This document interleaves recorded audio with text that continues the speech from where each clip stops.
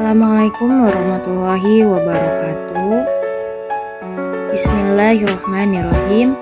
Ya ayyuhallazina amanu hal adullukum ala tijaratin tunjikum min azabin alim tu'minuna billahi wa rusulihi wa tujahiduna fi sabilillahi bi amwalikum wa anfusikum zalikum khairul lakum in kuntum ta'lamun. Shadaqallahul azim.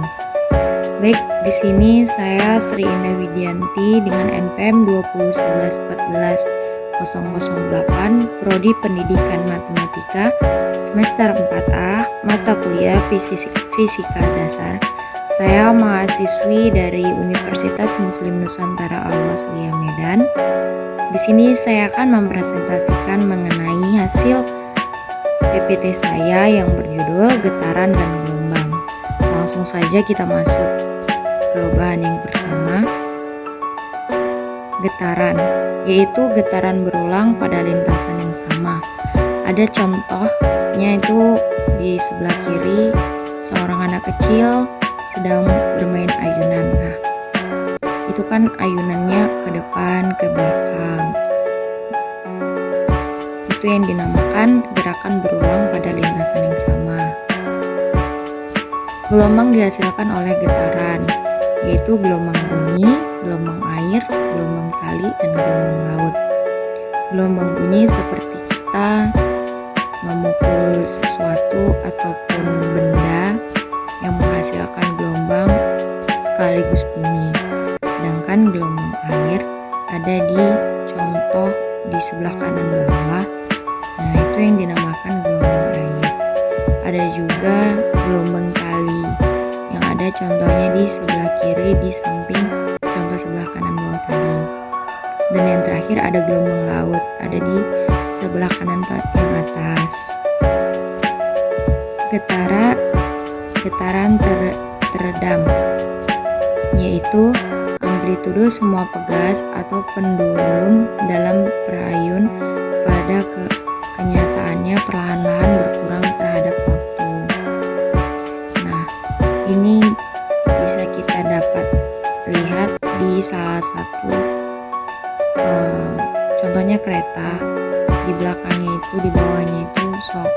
Nah, kalau kita jalan itu kan, apalagi kalau kita jalan di batu, itu akan menghasilkan getaran. Lalu ada juga getaran paksa, di mana pada getaran yang dipaksakan, amplitudo getaran bergantung pada perbedaan frekuensi alami benda atau FO dan frekuensi eksternal atau F, dan mencapai maksimum ketika F sama dengan FO. Nah, efek dari resonansi. Contoh dari resonansi itu runtuhnya jembatan Tacoma Narrow atau hancurnya kristal karena suara. Ada contohnya di sebelah kanan. Gelombang yaitu getaran atau gangguan energi yang menjalar. Berapa karakteristik khusus gelombang? Titik 1. Jika melewati batas antara dua medium akan mengalami pemantulan pada pembiasan.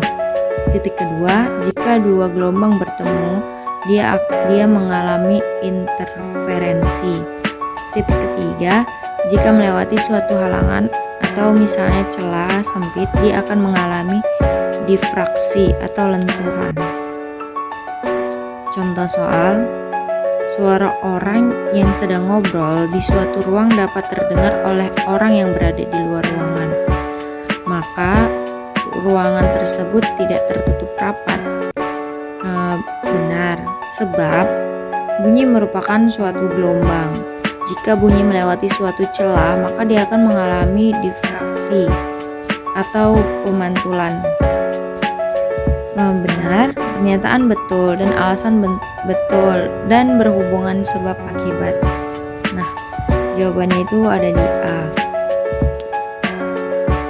Persamaan pelajaran gelombang, yaitu Y sama dengan A sin dikali KX tidak sama dengan frekuensi angular T, di mana A itu sama dengan amplitudo, K itu sama dengan 2V atau K sama dengan gelombang, V sama dengan panjang gelombang, frekuensi angular sama dengan 2V atau F sama dengan frekuensi angular. Kecepatan gelombang dapat dirumuskan yaitu V sama dengan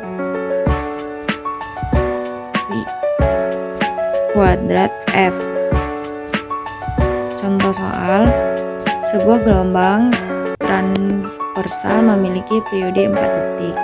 Jika jarak antara dua buah titik yang berurutan dan sama fasenya adalah 8 cm, maka cepat lambat gelombang itu adalah A. 1 cm per S, B. 4 cm per S, C. 2 cm per S, E. 5 cm per S, dan C 3 cm per S.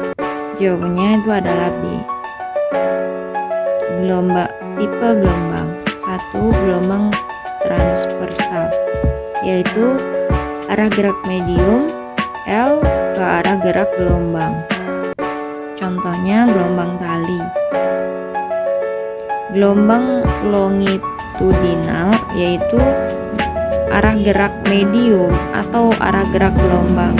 Nah, contohnya itu gelombang bunyi, gelombang pada pegas. Contohnya ada di bawah. Bunyi.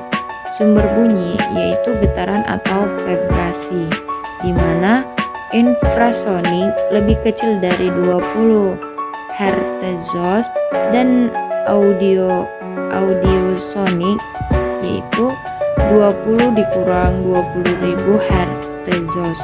Sedangkan ultrasonik lebih besar 20.000 Hz. Sehingga intensitas yang dapat didengar yaitu 10 akar min 12 dikurang 1W per M kuadrat. Nah, tingkat intensitas bunyi yaitu B atau dalam dB sama dengan 10 long I per I0, di mana I itu bisa disebut intensitas sumber dan I0 itu intensitas ambang, yaitu 10 akar min 12 W per M kuadrat. Nah, efek dari semua itu yaitu efek Doppler, di mana fenomena frekuensi F aksen yang didengar berbeda dengan frekuensi sumber F. Ketika sumber dalam suatu pendengar bergerak, maka tanda atas ketika mendekat dan tanda bawah ketika menjauh.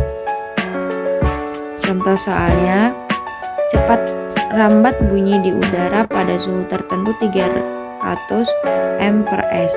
Jika pendengar diam, sedangkan sumber bunyi bergerak menjauhi pendengar dengan kecepatan 60 M per S, frekuensi bunyi 108 Hz. Maka frekuensi yang didengar pendengar adalah A 90 Hz, B 91 Hz, C 92 Hz, D 93 Hz, yang terakhir E 94 Hz. Jawabannya yaitu kita masukkan rumusnya yang tadi, I sampai dengan 10 akar min 10 W per M kuadrat, yaitu B lambda 10 long sama dengan 100 sama dengan 20 dB. Di udara terbuka, pengurangan intensitas dapat dilakukan. Tingkat intensitas sebuah pesawat jet pada jarak 30 meter adalah 140 dB. Berapakah tingkat intensitas pada jarak 300 m? Terima kasih. Sekian presentasi dari saya. Bila ada kesalahan dalam penyampaian saya selama presentasi, saya mohon maaf. Kepada Allah saya mohon ampun. Nasrun minallah wa fatun qarib wa basyirul mu'minin. Wassalamualaikum warahmatullahi wabarakatuh.